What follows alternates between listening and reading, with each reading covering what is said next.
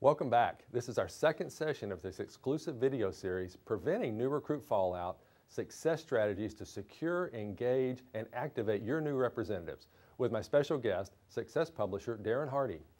In our first session, Darren shared some really great insights into why new reps that join a new business opportunity end up quitting before they even get started. The reasons are probably different than you think.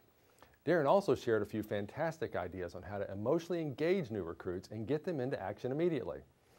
If you missed that session, you will definitely want to go back and catch up on it. Okay, in this session, I want to focus the conversation on those factors that for some reason keep the new reps from ever being able to make the transition into an entrepreneur or being in their own business. I think there's some real challenges people face in trying to make the mental and lifestyle changes necessary to make working for themselves possible. That's why I'm thrilled we have Darren here to discuss this challenge with us. As most of you know, Success Magazine is focused on serving the entrepreneur, micro, and small business owner. As a result, Darren and his team are constantly studying what it takes to help entrepreneurs be more successful. I know he has some insights and some experience to share on this topic. So Darren, let's start right off. I've heard you talk about this before, and it's really eye-opening for someone to hear it for the first time. Talk a little about some of the great unexpectations you think people get hit with when they first get into direct selling.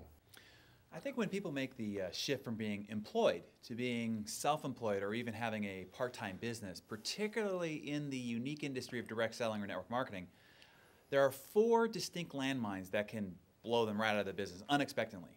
One is everything they've worked so hard to accumulate up till now is totally useless. All the degrees, the resume they built up, the titles, the awards, the accolades that they accumulated in the corporate world are meaningless to helping them be successful in network marketing. In fact, they can be one's greatest inhibitors. It used to be, say, your unique strengths and talents you relied on to succeed, and in network marketing, they need to rely on a system and not make themselves the issue. So this is a total 180. In fact, I've always said, to be successful in network marketing, it is not what you need to learn that stands in your way, it's what you need to unlearn.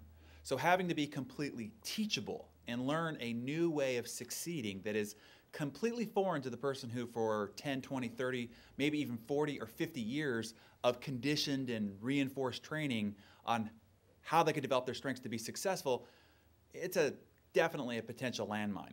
And here's number 2. I think lack of structure. At first, this sounds like a great thing. They got into their own business, and so now they're finally free. They have no commute to the same old place day after day. You're not relegated to that small cube or chained to the desk, surrounded by the same 4 walls all day. There's no one to acquiesce to, fill out reports for, or have constantly looking over your shoulder. You don't have to call in if you're going to be late, or if you want to take a vacation, or even make a doctor's appointment. You are free. You can do what you wish, when you wish, how you wish. And for the new entrepreneur, this is terrible. It's terrible because it's completely foreign territory, and it can be incredibly uncomfortable. At the very least, the behaviors or disciplines or the self-motivations and the self-accountability systems are not developed. I mean, think about it. For most people, their entire life has been rigorously structured. They had a structured system through school with tests and report cards. When they got a job, they were told where to sit, what to do, for how long, and then what their deliverables were, all the while under the constant watchful eye of someone who was hired simply to watch them or manage them. You can see why when all of that is removed and the new entrepreneur is left there standing naked without all of that rigorous structure, they can freak out or at the very least be completely and utterly unproductive. They need to be taught the behavior, habits, routines, and rhythms of self-motivation and self-accountable methods of operation, or they will run right back to the bosom of the corporate mother. Even if it's a bad mother, at least it's a familiar one. And here's number 3. We've touched on this before in the last series, but it's the lack of commitment. And I know how to solve that problem in an instant, and that is to require every person that signs up for direct selling to put $500,000 up before they can start. I mean, whatever it takes. Mortgage your house, your mother-in-law's house, your wedding ring, your kid's college fund. If you don't do the simple basics of the business and quit before a year is up, the $500,000 goes to a cause not of your liking. That would change the entire commitment equation around immediately. I guarantee it.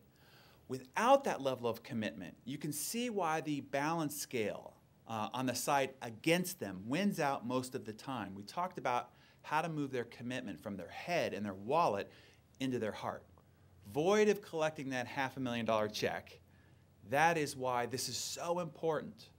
And then lastly, the fourth landmine is that they're not prepared to receive rejection. I mean, rejection from friends and family can hurt a lot more than the sort of rejection you might normally experience at a job. I mean, you can have a customer or a prospect or even a boss or a colleague reject you at the office and then go home and no one really needs to know about that embarrassing little failing.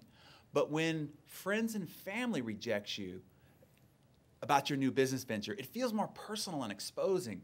So that can smart a lot more. There are two things companies and leaders in the field of network marketing can do to prevent this. One is point out and prepare them that this landmine is out there. I think too often there's too rosy of a picture painted in this industry. All these people earning all this money, living this great lifestyle with no attention given to the long, hard work and the emotional resilience they had to endure to get there. So it might serve to get them to sign up, but then immediately backfires as it sets them up to fail. Instead, warn them that stepping out of the herd of ordinary to become extraordinary in their own business will threaten some of their friends and family. And they will say negative things maybe. And it's not because they're rejecting you, the individual, the person, but because they're rejecting themselves. You're acting like a giant mirror to what they know they should do but are too fearful to do. So it's easier to just sort of make excuses, be cynical, and naysay that brand new person than it is to muster the courage up themselves to join them. So someone needs to forewarn them and prepare this person with this pre-framed expectation. Otherwise, the first time they unexpectedly step on this landmine, they're a goner. That's fascinating, I absolutely couldn't agree with you more. So if there's a single message you would recommend every company drive home and repeat over and over as sort of their rallying cry to help change this phenomenon, what would it be? What do you recommend? Yes, if they could drive one expectation, one mindset, one single commitment, it would be this. Be here a year from now. Succeeding in network marketing is rather simple in itself. It doesn't require any extraordinary skills or experience or training or talent, at least none that can't be taught. Even then, one can make up in numbers what they lack in skill. As we said before, it ultimately comes down to being a numbers game. It's the mental and the emotional game, for the most part, that trumps people. There are about half a dozen fundamentals that we know that need to be repeated over and over and over again. If one commits to just mastering those half dozen fundamentals and simply repeats them for that 1 year commitment, success is nearly assured. It's a steadfast, unshakable 1 year commitment that will keep them in long enough to experience the success they need to keep them in no matter what happens. Drive the 1 year commitment mantra, and you can at least reorient the mindset of a large majority who might have been blown out if they didn't go from 0 to hero in 90 days or less. Well, that's awesome, Darren. And you know, I hate to do it, but we're out of time for this session. I know many of you are probably saying to yourself, yeah, well, this is all fine and dandy, but how the heck can I implement these ideas into my business? Well, don't worry, Darren's coming back for a third session. We'll talk specifically about how you can easily embed all these ideas into your business and systematically deliver on the ideas Darren has been discussing. Be sure to join us back here for session number 3. And again, don't let your team miss out on this great insights from Darren. And be sure to share this blog link with them across your company. We'll see you next time.